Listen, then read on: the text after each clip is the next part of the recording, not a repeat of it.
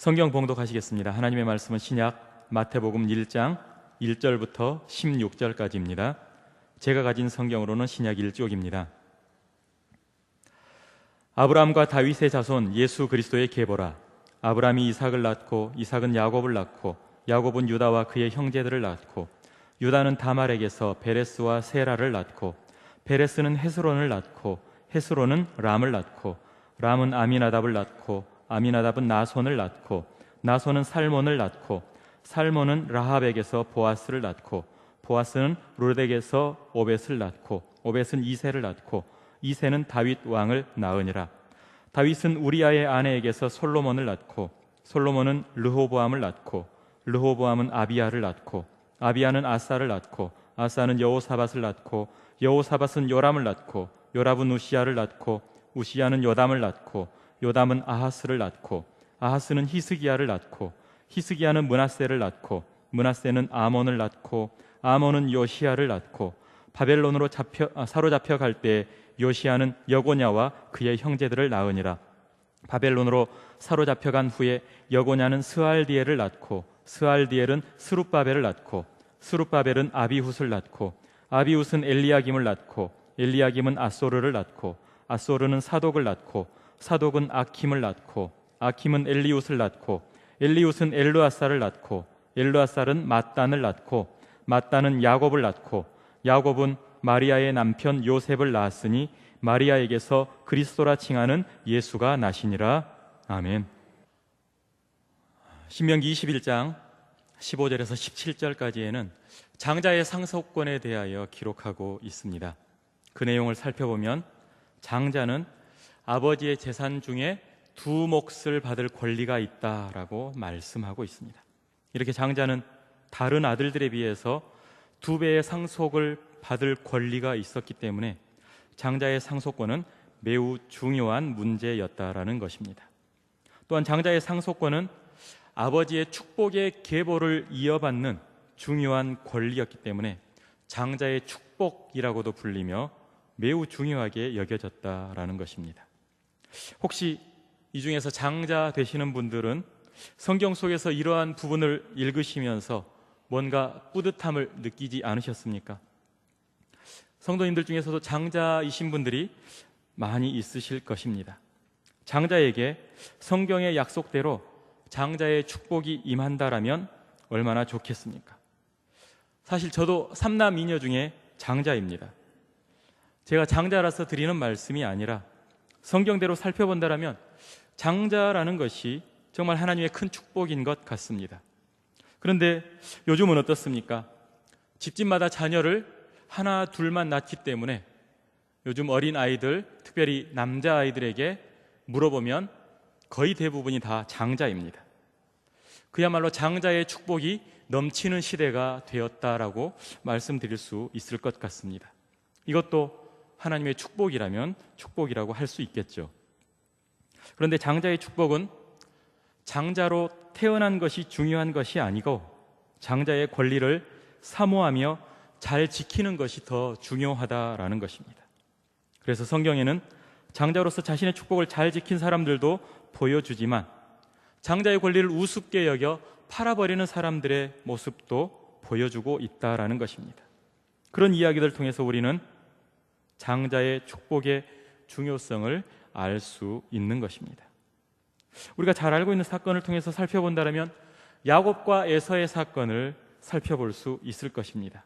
창세기 25장에 야곱이 자기 형 에서에게 장자의 명분을 내게 팔라라고 이야기할 때 에서가 어떻게 했습니까? 당장에 허기진 배를 채우기 위해 팥죽 한 그릇에 장자의 명분을 팔아버리고 맙니다. 에서는 성경의 표현대로 장자의 명분을 가볍게 여기고 말았던 것입니다. 그리고 결국은 아버지 이삭이 장자 에서를 불러 장자의 축복을 주고자 했을 때 하나님께서는 야곱에게 장자의 축복을 허락하시고 에서에게는 허락하지 않으셨던 것을 볼 수가 있습니다. 이것은 장자의 명분을 가볍게 여긴 에서에게 장자의 축복을 받지 못하도록 하신 하나님의 인도하심이죠. 그만큼 장자의 축복이 중요하다라는 것을 보여주는 것입니다. 결국 에서는 아버지 이삭에게 축복은 받지 못하고 너는 아우를 섬길 것이다 라는 말씀을 들음으로써 장자의 권리가 이미 떠났음을 확인하게 됩니다. 안타깝지만 장자의 축복을 경홀히 여긴 대가는 그 축복을 빼앗기는 결과로 다가오고 말았다라는 것입니다.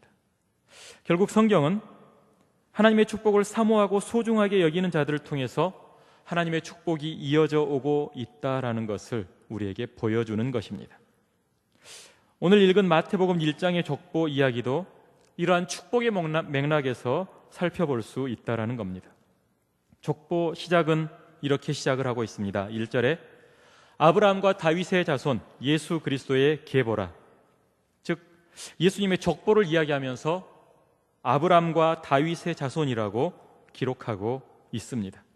즉 믿음의 조상 아브라함의 계보에서 예수 그리스도께서 태어나셨다라는 것과 다윗 왕과의 계보에서 예수 그리스도께서 태어나셨다라는 것을 이야기하고 있는 것입니다.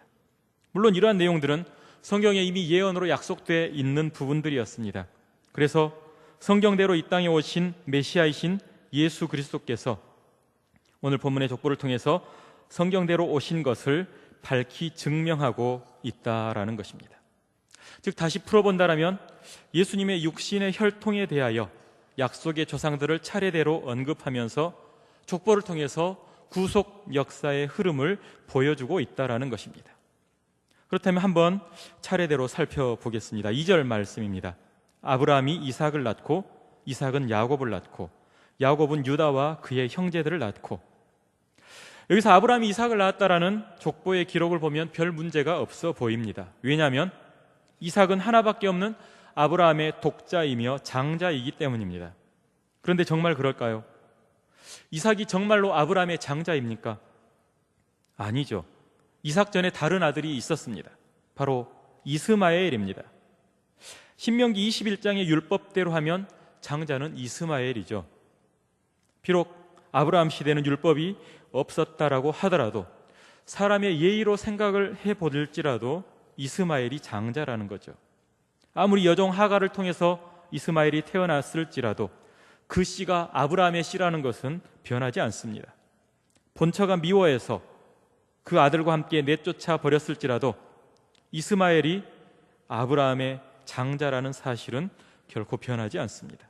그런데 결국 메시아의 약속의 계보는 이삭을 통해서 이어지고 있다라는 것입니다. 사람의 생각이나 사람의 인정대로 되는 것이 아니라는 것입니다. 그렇다면 이삭이 야곱을 낳았다라는 것은 어떻습니까? 조금 전에 말씀드렸던 것처럼 이삭의 장자는 에서였습니다. 그런데 에서가 장자의 명분을 가볍게 여김으로 인하여 결국 장자권이 야곱에게 넘어가고 말았습니다. 결국 에서는 약속의 계보에 오르지 못하고 동생 야곱이 메시아의 계보에 오르게 되었습니다. 야곱이 그 족보에 올라가게 된 것도 사람의 뜻으로 된 것이 아니라는 것을 우리는 살펴볼 수 있습니다. 그 다음은 야곱의 아들들입니다. 야곱의 아들들은 좀 복잡하죠. 야곱은 4명의 부인을 두어서 각각 자녀를 낳았기 때문입니다. 순서대로 잠깐 살펴본다라면 먼저 야곱의 부인 중 레아에게서 르우벤과 시므온과 레위와 유다 4아들을 낳게 됩니다. 그때까지 아이가 없어 시기가 가득하던 라헬이 자신의 여종 빌하를 통해서라도 아이를 낳고자 하여 빌하를 통해서 단과 납달리 2 아들을 낳게 됩니다. 레아도 자신에게서 더 이상 아이가 태어나지 않자 자신의 여종 실바를 통해 아이를 낳고자 하여 실바를 통해서 갓과 아셀 2 아들을 낳게 됩니다. 그 후에 레아가 이사갈과 스불론이라는 2 아들을 더 낳게 됩니다. 또 레아에게서 딸을 하나 낳게 되는데 디나를 낳게 되죠. 그리고 나서 맨 마지막에 라헬을 통해서 요셉과 베냐민을 낳게 되어 야곱의 12아들과 딸 하나가 전부 태어나게 되었습니다. 제가 왜 이렇게 복잡한 이야기를 했을까요? 바로 야곱의 장자 이야기를 하고 싶어서 그랬다라는 거죠. 야곱의 장자는 누구입니까? 야곱의 장자는 르우벤입니다. 그런데 마태복음의 족보에는 야곱이 유다와 그의 형제들을 낳았다 이렇게 기록하고 있습니다. 장자 르우벤뿐만 아니라 둘째 시므온도, 셋째 레위도 다 제치고 넷째인 유다가 마태복음의 메시아의 족보에 기록되어 있다는 것입니다. 물론 다윗이 유다의 후손이기 때문에 당연한 것 아니냐라고 생각할 수 있겠죠. 또 성경에 그렇게 기록되어 있으니까 그대로 받아들이고 읽으면 되지, 무슨 신경을 쓰느냐라고 생각할 수도 있을 것입니다. 그러나 마태복음 1장의 족보는 장자로 이어지는 축복이 완전히 무시되는 족보라는 것을 살펴보게 된다면 조금은 당황스러울 수 있다는 것입니다. 심지어 역대상 5장 2절에 어떻게 기록하고 있는지 살펴보면 유다는 형제보다 뛰어나고 주권자가 유다에게서 났으나 장자의 명분은 요셉에게 있느니라, 이렇게 기록하고 있는 이 부분과 함께 생각해 본다라면 이 한 절에서 너무나 복잡한 문제가 있다라는 것을 우리는 생각해 볼 수 있습니다. 실제 장자인 르우벤의 후손도 아니고 또 성경에서 말하는 장자의 명분을 가진 요셉의 후손도 아닌 유다와 그의 형제들이라고 기록하여 실제적인 장자의 계보를 넷째 아들인 유다를 통해 이어가고 있다는 것은 과연 어떤 의미로 해석해야 하는가, 이런 생각을 하게 된다는 거죠. 계속해서 3절을 살펴보면 유다는 다말에게서 베레스와 세라를 낳고 베레스는 헤스론을 낳고 헤스론은 람을 낳고, 여기서는 어떻습니까? 약속의 후손인 유다를 통해서 계보가 이어지는데 그 감추고 싶은 과정이 적나라하게 드러나고 있습니다. 즉 유다와 다말의 이야기는 성경에서 좀 지워놓았으면 하는 생각이 드는 그런 이야기 중에 하나가 아닙니까? 그런데 그 이야기가 다시 신약의 첫 번째 책인 마태복음에, 그것도 1장의 족보, 즉 예수님의 족보에 기록이 되어 있다라는 것입니다. 이런 이야기는 어쩌면 기독교 윤리의 치명적인 약점이 될 수 있는 부분인데 유다와 다말 이야기가 여과 없이 기록되어 있다는 것은 성경이 참 정직하게 기록되어 있다라는 것을 알 수 있죠.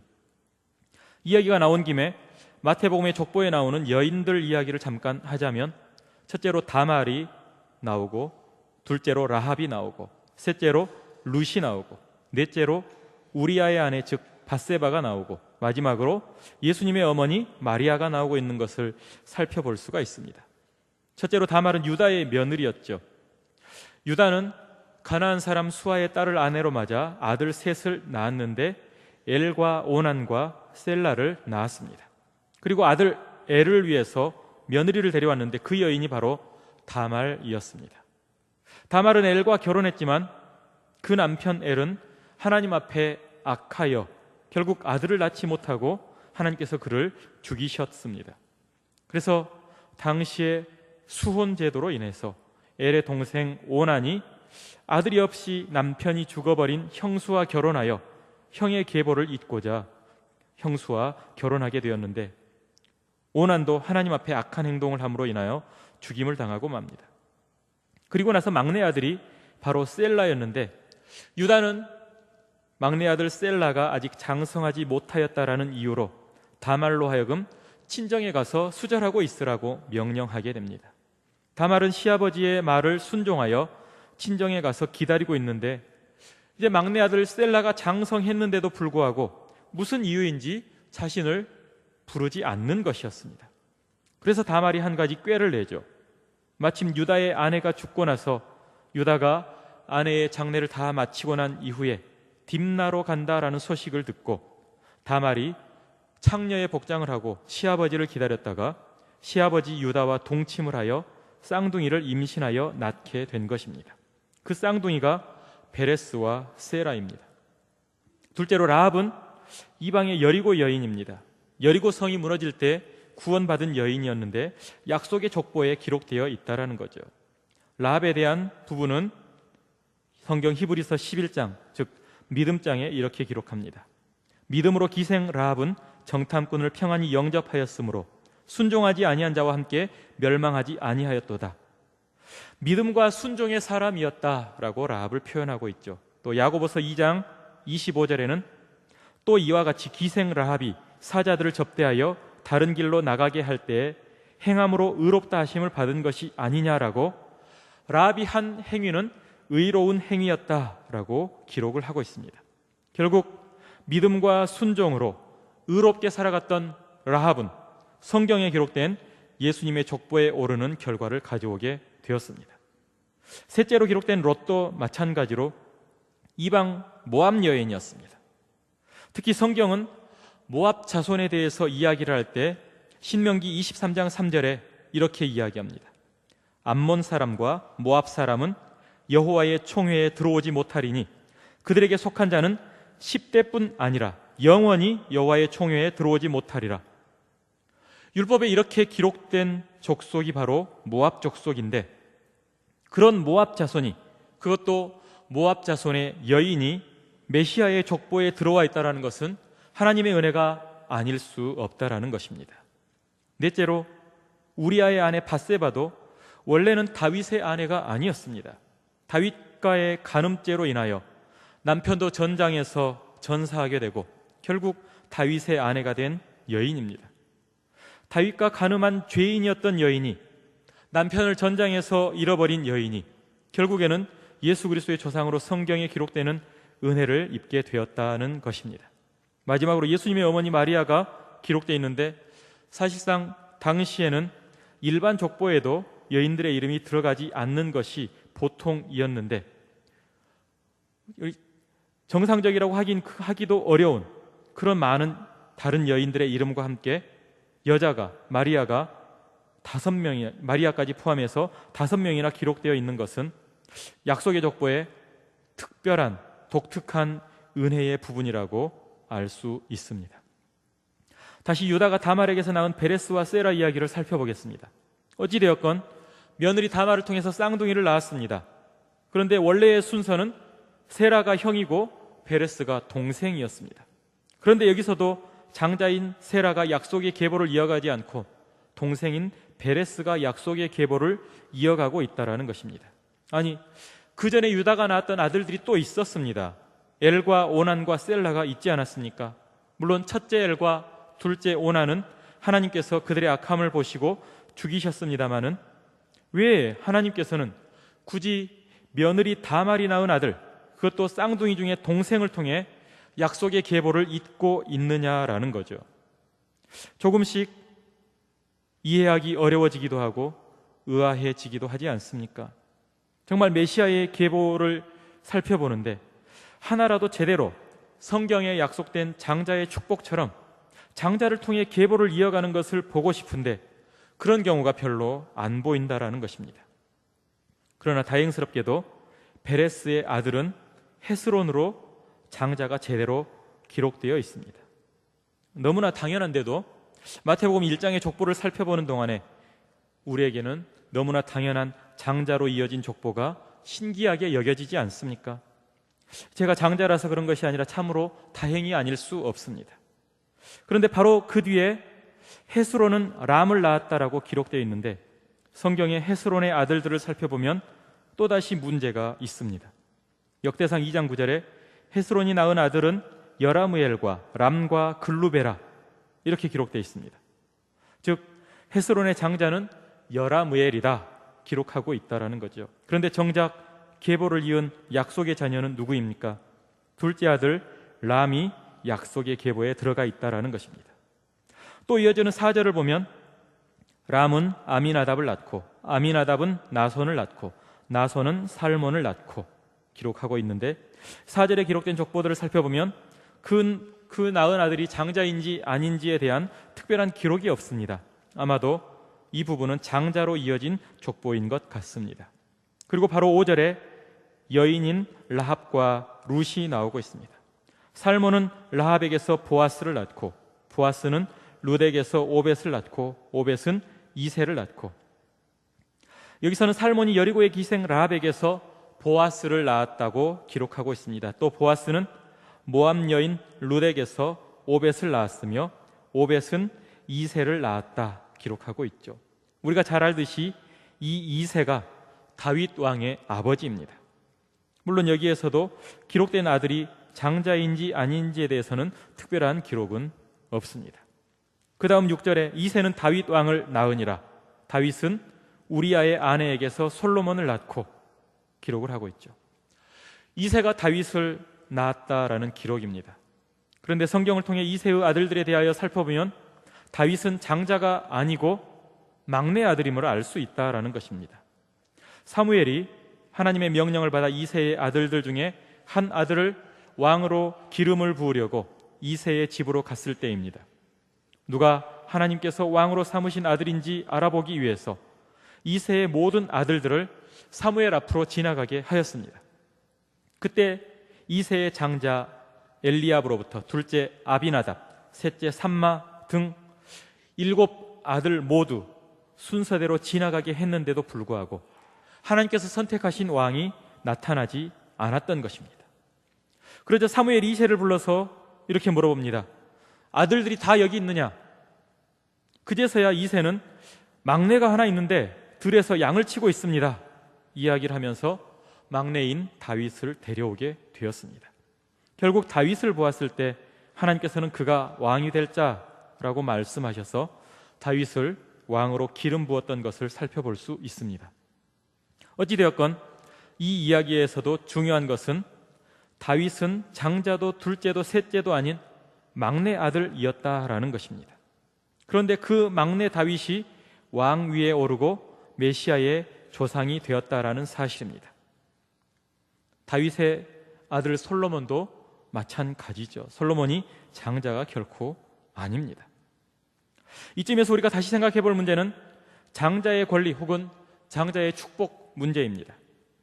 성경은 장자에게 많은 축복을 약속하고 있습니다. 또한 장자권은 하나님께서 인정하시는 권위로 표현되고 있으며 그 장자의 권위는 곧 그 가정과 가문의 권위를 나타내는 것입니다. 성경의 장자에 대하여 장자는 기력의 처음 것이다, 장자는 기력의 시작이다, 이런 표현들을 사용하고 있는데 장자에게는 그만한 권위와 축복과 함께 막중한 책임감이 있다라는 것을 알려주는 표현들입니다. 그러므로 장자의 명분을 소중하게 여기는 자에게는 하나님께서 약속하신 축복을 부어주시지만 장자의 명분을 하찮게 여긴 자들은 약속하신 축복에서 제외되고 말았다라는 것입니다. 그렇다면 장자가 아닌 자들은 장자의 축복을 받을 수 없었습니까? 성경이 오늘 우리에게 가르쳐주는 바로는 그것은 아닙니다. 육신적인 장자나 혈통적인 장자가 아니어도 장자의 축복을 받을 수 있다라는 것이 오늘 성경이 우리에게 가르치고 있는 내용입니다. 그러므로 우리는 비록 장자가 아닐지라도 장자의 축복을 사모해야 합니다. 그것은 하나님의 약속된 축복을 사모하는 것이기 때문입니다. 그리고 그렇게 하는 것이 바로 약속의 자녀의 모습이라는 것입니다. 그러한 모습을 살펴볼 수 있는 성경의 내용들을 잠깐 살펴본다라면 먼저 누가복음 15장에 잃어버린 아들에 대한 비유를 살펴보도록 하겠습니다. 이 내용은 우리가 잘 알고 있기 때문에 맨 마지막 부분만 말씀드리면서 설명하려고 합니다. 결국 아버지를 떠났던 둘째 아들이 다시 아버지 품으로 돌아왔습니다. 그때 아버지는 둘째 아들에게 제일 좋은 옷과 손에 가락지와 발에 신발을 신긴 후 살진 송아지를 잡아서 다시 돌아온 아들을 축복하며 축제를 열었습니다. 그런데 함께 집에 있던 맏아들이 그 사실을 알게 된 후에 못마땅하게 여겼습니다. 아버지에게 성질을 내면서 그 축제에는 도저히 참석할 수 없습니다, 참석하지 않겠다라고 하였죠. 그렇다면 이러한 상황에서 맏아들이라면, 축복의 자녀라면 어떤 모습을 보였어야 할까요? 맏아들이 그동안 아버지를 도와 많이 고생한 것이 맞습니다. 또 아버지의 재산을 탕진한 동생이 미운 것도 맞습니다. 그러나 그럴지라도 맏아들이니까 너그러운 마음으로 다시 돌아온 동생을 환영해 주었어야 했다는 것입니다. 그것이 진정으로 맏아들다운 모습이라는 것을 우리는 알아야 합니다. 우리는 이 맏아들에게 아버지가 한 말을 기억해야 할 것입니다. 아버지가 이렇게 말했습니다. 얘, 너는 항상 나와 함께 있으니 내 것이 다 네 것이다. 이것이 아버지의 마음 아니겠습니까? 그리고 이것이 하나님의 마음입니다. 그리고 우리는 아버지의 마음과 하나님의 마음을 만족시켜드리는 그러한 맏아들이 되어야 합니다. 맏아들다운 그런 마음을 가져야 합니다. 그때 하나님의 마음과 합한 자가 되어 내 것이 다 네 것이다 라는 하나님의 축복을 나의 것으로 소유하는 약속의 자녀가 되는 것입니다. 한 가지 더 살펴본다면 마태복음 21장 27절에서 32절에서 예수님께서 대제사장들과 백성의 장로들과 변론하시면서 비유로 이런 내용을 말씀하신 것을 살펴볼 수 있습니다. 즉, 아버지가 맏아들에게 오늘 포도원에 가서 일하라 라고 시켰는데 대답은 시원하게 가겠습니다 하고 나서는 결국은 가지 않았습니다. 또 둘째에게도 똑같이 오늘 포도원에 가서 일하라 라고 시켰는데 처음에는 가기 싫다고 말하더니 나중에는 잘못을 뉘우치고 포도원에 가서 일을 했다라는 것입니다.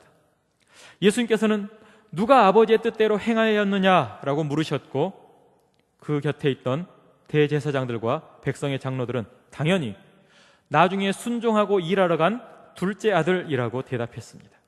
그때 예수님께서 대제사장들과 백성의 장로를 향하여서 무엇이라고 말씀하셨습니까? 예수께서 그들에게 이르시되 내가 진실로 너희에게 이르노니 세리들과 창녀들이 너희보다 먼저 하나님의 나라에 들어가리라. 요한이 의의 도로 너희에게 왔거늘 너희는 그를 믿지 아니하였으되 세리와 창녀는 믿었으며 너희는 이것을 보고도 끝내 뉘우쳐 믿지 아니하였도다. 대제사장들과 장로들은 착각하고 있었다라는 것입니다. 스스로가 맏아들인 줄 알고 자만심에 빠져 있었다는 것입니다. 그러나 진실은 어떠했습니까? 자신들이 맏아들인 줄 알고 있었는데 알고 보니까 세리들과 창녀들이 맏아들이었다라는 것입니다. 왜 세리와 창녀들이 맏아들이 되었습니까? 회개하고 의의 도를 믿었기 때문입니다. 하나님께서는 먼저 된 자로 나중되게 하시고 나중된 자로 먼저 되게 하셨던 것입니다. 우리 모두는 이 사실을 기억해야 하는 것입니다. 다시 본문으로 돌아와서 이후에 7절부터 16절까지의 내용은 솔로몬으로부터 예수 그리스도까지의 계보가 이어지고 있습니다. 이 내용을 살펴보는 것은 여러분께 숙제로 남겨드리도록 하겠습니다. 그리고는 잠깐 전주 서문교회에 대해서 생각해 보겠습니다. 전주 서문교회는 충청호남의 장자교회라고 자부하고 있습니다. 이것은 하나님께서 주신 축복입니다. 장자로 태어나고 싶어도 태어나지 못하는 경우가 허다합니다. 그렇다면 충청호남의 장자교회가 여러 개가 있습니까? 단 하나 전주 서문교회밖에 없습니다. 전주 서문교회는 이것의 자부심을 가져야 합니다. 더불어 장자의 상속권의 측면에서 하나님의 크신 축복이 주어졌음을 기억해야 할 것입니다. 하나님께서는 그만큼 전주 서문교회를 축복하셨고 지금까지 부흥과 성장을 허락하셨습니다. 그런데 하나님께서는 장자에게 이러한 축복만 허락하시는 것이 아닙니다. 장자로서의 사명을 감당해야 하는 것입니다. 즉 동생들을 돌보아야 한다라는 것입니다. 이것이 장자의 사명이고 책임이라는 것입니다. 야곱의 아들들이 요셉을 미워하여 그를 죽여버리고자 했을 때 장자 르우벤이 동생들을 말리고 죽이지 말도록 하여 요셉을 그의 생명을 구했던 사건이 있었습니다. 여기서 생각해 볼 것은 장자라면 동생들을 잘 다스리고 끝까지 돌볼 책임이 있다라는 것을 생각해 보아야 합니다. 마찬가지로 전주 서문교회도 하나님께서 장자로 세워주신 것을 기억하며 책임감을 가지고 주변의 모든 연약한 교회들을 앞장서서 돌보아야 한다라는 것입니다. 더불어 우리는 이 장자의 축복이 우리 교회뿐만 아니라 우리의 가정과 우리의 모든 삶에 나타나도록 해야 한다라는 것입니다. 그렇기 위해서는 우리 모두가 장자가 되어야 합니다. 여기서 말씀드린 장자는 혈통적인 장자가 아닙니다. 하나님의 약속을 통한 장자를 말씀드리는 것입니다. 혈통적인 장자가 아닐지라도 하나님의 약속이 있다라면 그 사람은 장자의 축복을 받기 때문입니다. 그래서 오늘 설교의 제목을 장자의 축복이라고 하지 않고 약속의 자녀를 의미하는 약자의 축복이라고 잡아보았습니다. 오늘 말씀 속의 약자는 약한 자를 의미하지 않습니다. 약속의 자녀를 의미합니다. 물론 세상에서는 우리가 약한 자처럼 보일지도 모르고 그렇게 느껴질지도 모릅니다. 그렇더라도 우리가 하나님의 약속을 굳게 믿고 살아간다면 하나님의 축복을 받아 누리는 약속의 자녀의 축복을 받게 된다는 것입니다. 그러므로 우리는 우리의 신앙생활을 약속의 자녀로서 약속의 자녀답게 감당해 나가야 할 것입니다. 하나님의 약속을 받은 자는, 하나님의 약속을 믿는 자는 거룩한 삶을 살아가야 한다라는 것입니다. 잘못된 길로 가지 말아야 합니다. 죄악의 길을 걸어가지 말아야 합니다. 왜냐하면 약속을 받은 자일지라도 약속의 자녀로서의 삶에 어긋나는 삶을 살아간다면 그 약속이 파기될 수 있다는 것을 성경이 가르쳐주고 있기 때문입니다.